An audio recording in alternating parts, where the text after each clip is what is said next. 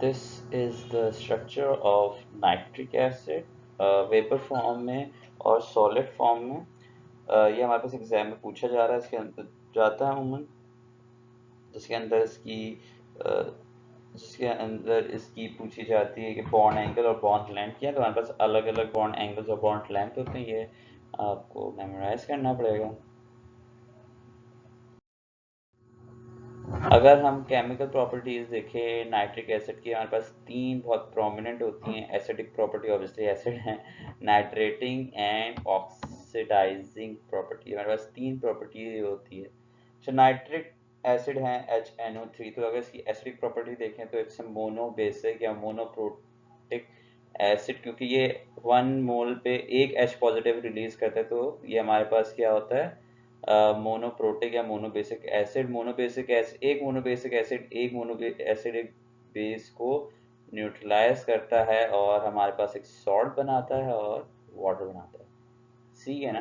तो हमारे पास इस तरह से रिएक्शन आ रहा होता है। एसिडिक प्रॉपर्टी का इसका एक HNO3 एक H पॉजिटिव रिलीज करता है, वो जो है एक OH से मिलके क्या बनाता है H2, और बाकी जो चीज़ें मिलती हैं वो मिल जाती हैं, क्या बनाती हैं NaNO3, ठीक है ना। फिर इसकी नाइट्रेटिंग प्रॉपर्टी का मतलब क्या होता है addition of NO2। Nitric acid is a good nitrating agent when nitric vapors are passed through methane at 450 degrees centigrade, presence of copper nitromethane is form. तो हमने क्या कहा अभी कि हमारे पास नाइट्रेशन ऑफ मीथेन अगर करवानी हो, अमूमन ये हमारे पास ऑर्गेनिक कंपाउंड्स की होती है। जब हम ऑर्गेनिक केमिस्ट्री में आएंगे इंशाल्लाह, तो हम देखेंगे उसके अंदर किस तरह से हमारे पास रिएक्शन हो रहा होता है। तो मीथेन नाइट्रिक एसिड से रिएक्ट करती है, तो उसमें इसकी एक वैलेंसी हाइड्रोजन हट जाता है, ठीक है ना, और वो यहाँ पे लग के क्या बनाता है NO2 बन जाता है, और हमारे पास बाकी समझ के H2O बन जाता है, ठीक है। हमारे पास के बाद बेंजीन की नाइट्रेशन है। बेंजीन की नाइट्रेशन होती है in the presence of sulphuric acid, तो नाइट्रोबेंजीन बन जाता है। और फर्दर नाइट्रेशन हमारे पास क्या बनाती है M डाई नाइट्रोबेंजीन। M क्या होता है हम इंशाल्लाह ऑर्गेनिक केमिस्ट्री में देखेंगे। तो नाइट्रेशन ऑफ बेंजीन जो हो रही है वो भी नाइट्रेशन का मतलब क्या है NO2। तो हमारे पास इस तरह से नाइट्रेशन ऑफ बेंजीन हो रही होती है।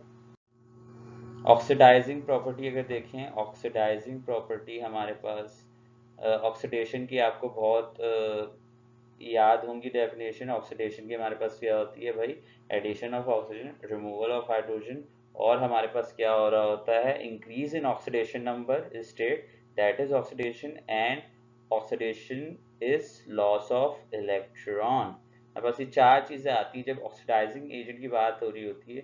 तो ये हमारे पास क्या कर रहा होता है ऑक्सीडेशन स्टेट चेंज कर रहा होता है। हमारे पास नाइट्रोजन की दो ऑक्सीडेशन स्टेट होती हैं N+5 और N-3, ठीक है ना। अगर हम देखें डिग्री ऑफ ऑक्सीडेशन की, तो हमारे पास डिपेंड किस पे करती है, कंसंट्रेशन ऑफ एसिड पे।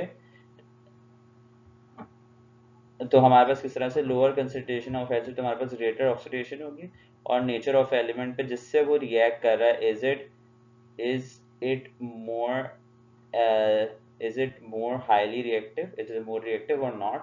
तो जितना रिएक्टिव वो एजेंट होगा उतनी अच्छी इसकी ऑक्सीडेशन होगी। तो हम अगर पहली प्रॉपर्टी देखें कंसंट्रेशन पे, तो हमारे पास लो कंसंट्रेशन पे हमारे पास कॉपर के साथ हाई कंसंट्रेशन पे हमारा जब कॉपर के साथ रिएक्ट करता है, तो कॉपर नाइट्रेट बनाता है, NO2 बनाता है एंड वाटर बनाता है। जब डाइल्यूट के साथ रिएक्ट करता है हमारे पास, तो हमारे पास कॉपर नाइट्रेट बनाता है, NO बनाता है और H2 बनाता है।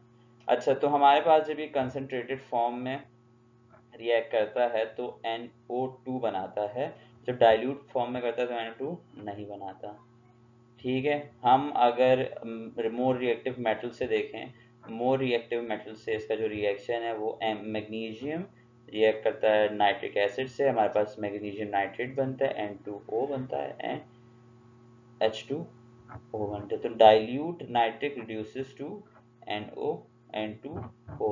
जो जो ऑक्सीडाइजिंग एजेंट होते हैं वो खुद रिड्यूस होते हैं।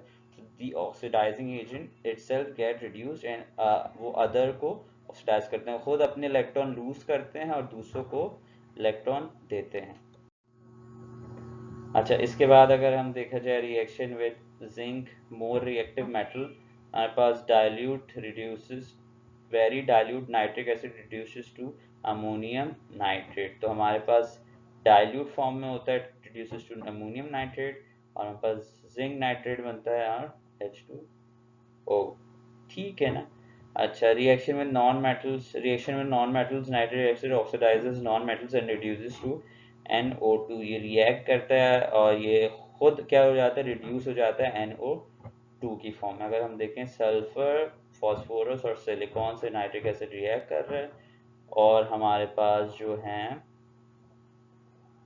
क्या बना रहा है, H2SO4। किसमें भाई, हमारे पास जब सल्फर से रिएक्ट कर रहा है NO2 एंड वाटर, फास्फोरस से H3PO4 फास्फोरिक एसिड बना रहा है NO2 और वाटर। इसके बाद हमारे पास सिलिकॉन से रिएक्ट कर रहा है और SiO2 सिलिका बना रहा है NO2 और वाटर।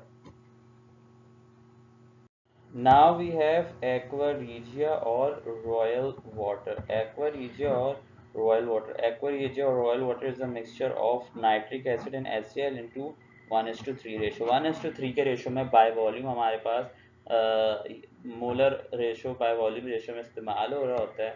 इसमें क्या हो रहा है, 1 रेशो नाइट्रिक एसिड होता है और 3 रेशो में HCl। मतलब अगर 1 ml नाइट्रिक एसिड होगा तो 3 ml HCl होंगे। सही है ना, इस तरह से। तो 3 टाइम्स इसके HCl इस्तेमाल कर रहे होते हैं हम।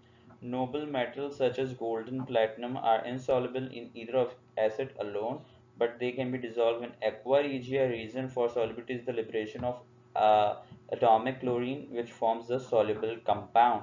हमारे पास होता क्या है, जो गोल्ड सिल्वर प्लैटिनम जो होते हैं ये वाटर में तो इनसॉल्युबल ही होते हैं और इवन ये एसिड्स में भी इनसॉल्युबल होते हैं। इवन HCl और नाइट्रिक एसिड में दे आर इनसॉल्युबल, क्योंकि जो ये इनकी जो एफिनिटी होती है वो एसिड्स के साथ नहीं होती। तो हम क्या करते हैं, इनको एक्वा रीजिया में डाल के क्या कर रहे होते हैं, हम क्या कर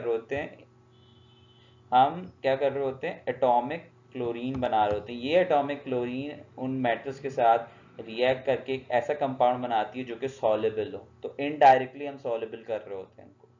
ठीक है ना। तो हम क्या करते हैं, जब हम ये रिएक्शन करवाते हैं तो हमारे पास क्या बनता है, नाइट्रिक एसिड HCl मिलके दो हमारे पास एटॉमिक नेसेंट क्लोरीन बनाते हैं, नाइट्रोसाइल क्लोराइड बनाते हैं और वाटर बनाते हैं। ठीक है ना। तो हमारे पास जो ये एटॉमिक क्लोरीन करता है ये हमारे पास गेन कर रहा होता है।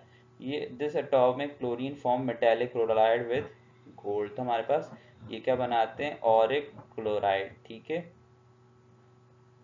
ऑरम क्लोराइड या ऑरम क्लोराइड ये हमारे पास बना रहे होते हैं AuCl3, तो गोल्ड।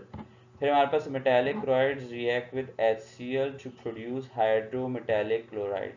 ठीक है, जब हमारे पास ये ऑरिक क्लोराइड होती है ये HCl से मिलाती है तो ये hydro Auric chloride Aurum chloride बना रही होती है या हाइड्रोमेटेलिक क्लोराइड। मेटेलिक का वर्ड है इसके अंदर, इसका मतलब यहाँ पे अगर सिल्वर होता है हाइड्रो सिल्वर क्लोराइड बना रही होती, यहाँ पे अगर होता प्लेटिनम हाइड्रो मेटल क्लोराइड बना, यही होता hydro gold chloride, hydro Aurum chloride हमारे पास यहाँ पे बनाया होता है। ये जो कंपाउंड होता है दिस इज सॉल्युबल और ये हमारे पास सॉल्युबलाइज हो जाता है हमारे एक्वा रीजियन में। So this is how atomic chlorine is produce. ये एटॉमिक क्लोरीन हमारे पास जो है वो इन मेटल से रिएक्ट करके एक सॉल्युबल कंपाउंड बनाती है। दिस सॉल्युबल कॉम्प्लेक्स और सॉल्युबल कंपाउंड जो हमारे पास है ये सॉल्युबिलिटी दिखा रहा होता है। इनडायरेक्टली हम सॉल्युबलाइज कर रहे होते हैं। जब हमें चाहिए होगा गोल्ड अलग से इनमें से तो हम इसको सिंपली एवेपोरेट कर देंगे। जब एसिड उड़ जाएगा तो हमारे पास नीचे सॉलिड बचेगा, वो एक्वा रीजिया होगा। वो हमारे पास गोल्ड होगा।